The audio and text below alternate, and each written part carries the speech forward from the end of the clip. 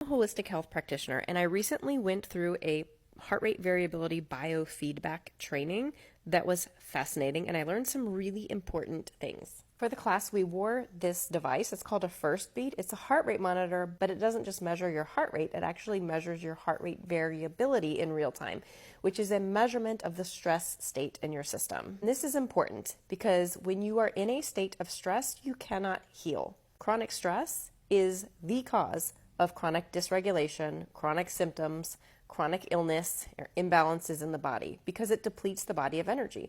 When the body is energy deficient, it doesn't have the energy needed to support healthy functioning. So getting out of a stress state and making sure that you are getting adequate recovery and energy repletion is vital. So when I was wearing this device, I was seeing a graph that looked like this. When I was in the red, that indicated that I was in a stress state. When I was in the green, it indicated a recovery state. So ultimately, the goal over time is to ensure that my length of time that I spent in recovery was equal to or exceeded the length of time that I was spending in a stress state. And it wasn't. Here's an example of one normal day. Cooking, eating, I was in red the whole time. You could see some blue because of physical activity. That's just because I was moving around.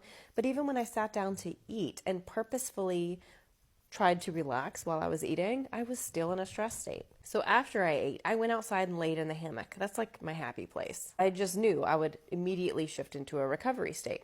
But this lower red right here is where I was in the hammock. So my stress diminished, but I still wasn't recovering.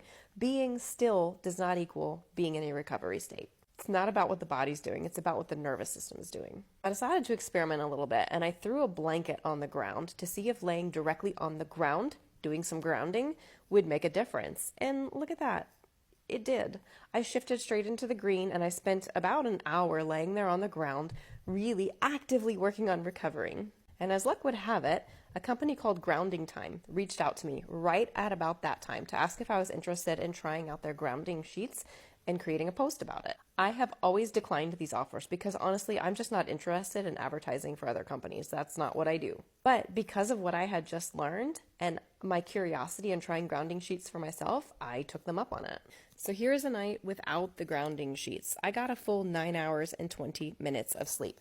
According to my Oura Ring, I had a great night of sleep. But I didn't really do a whole lot of recovering. You can see some green. It happened more towards the second half of the night. Look at all this red that I still was in. I was sound asleep here, by the way.